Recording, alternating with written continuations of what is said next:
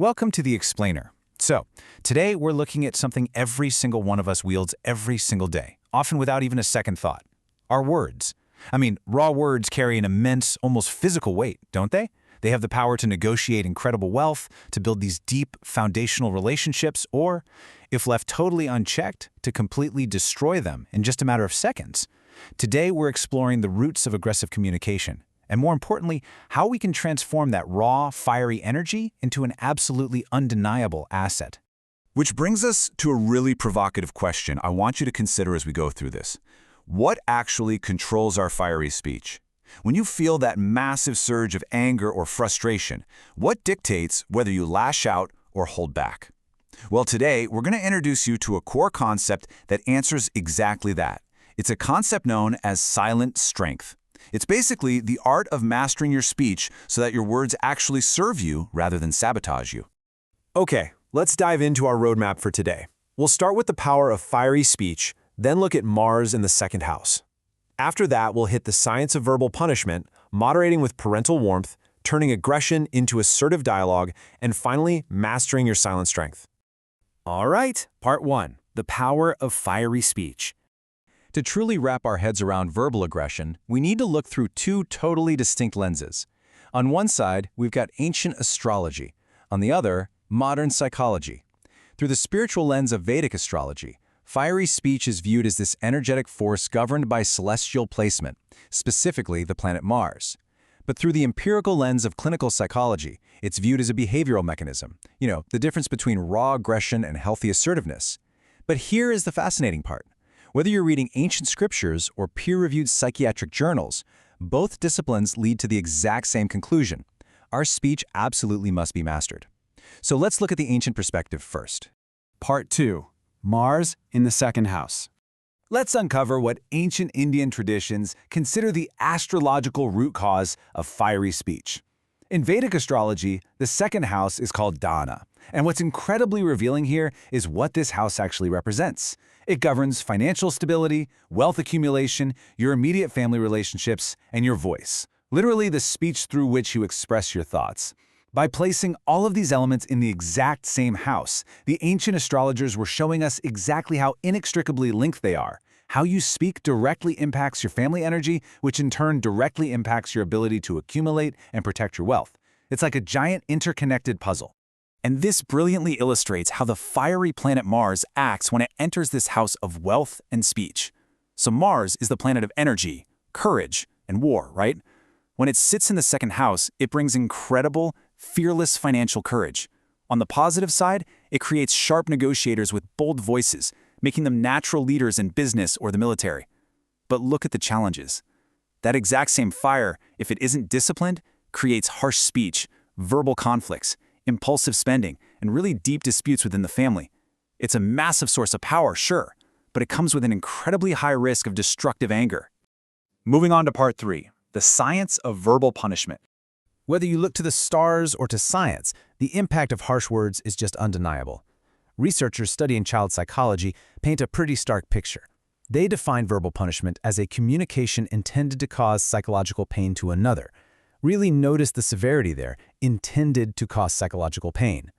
Modern studies reveal that frequent yelling, scolding, or derogating a child can be just as harmful, if not more so, than physical force.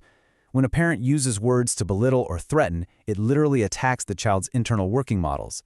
It makes them view themselves as unlovable and the world as completely unpredictable, which leads to deep-seated anxiety, hostility, and depression. To understand exactly how this plays out, we can look at data from the Achenbach Child Behavior Checklist study. When a mother frequently uses verbal punishment, it's linked to increased internalizing problems, like anxiety, and externalizing problems, like aggression, in both boys and girls. For fathers, the harsh discipline is strongly correlated with externalizing behaviors in girls. Furthermore, researchers point to social learning theory here to explain that kids often emulate their same-sex parent.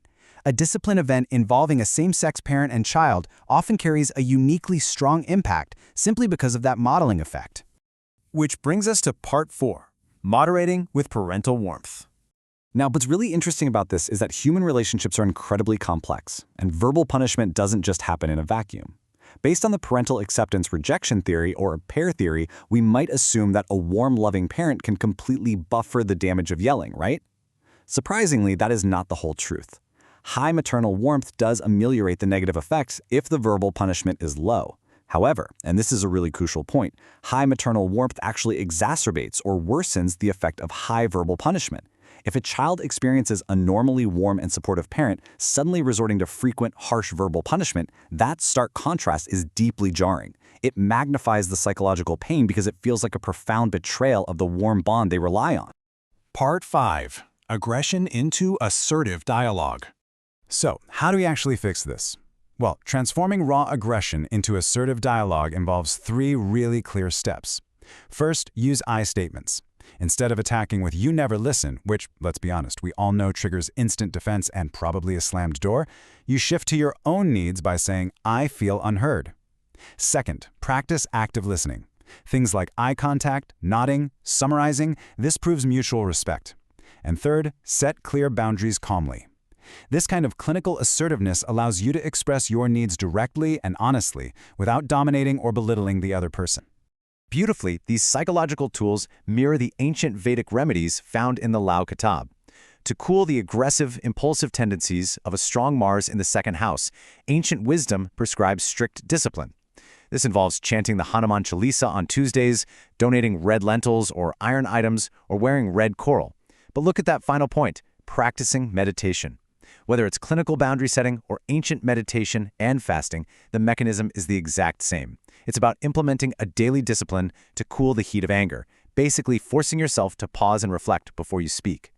And I want to drop in this highly practical, unexpected micro lesson on nonviolent communication, or NVC, that you can literally use immediately today. When you want to express positive energy, don't just offer empty praise like "you're great." Show true gratitude by explicitly telling the person exactly how their actions helped you. For example, when you took out the trash, it gave me 10 extra minutes to rest, and I really needed that. It's a highly intentional, disciplined way of speaking that builds immense trust. Finally, Part 6. Mastering your silent strength. So the crucial point is captured perfectly here. Mars in the second house teaches control without suppression, authority without noise, strength without display. True power isn't about yelling the loudest. No way! True power is found when your anger doesn't explode, but rather hardens into productive resolve. It's about mastering your speech so thoroughly that your silence becomes strategic, and when you do finally choose to speak, your words carry weight, clarity, and absolute authority. We've seen how ancient seers and modern psychologists alike warn against the destructive power of fiery speech, but they also offer us the tools to tame it. As you move forward today, engaging with your family, your colleagues, and your wealth, I want to leave you with this final thought to evaluate your own habits. When the fire rises inside you, will you let your words be a weapon, or will they become your silent strength?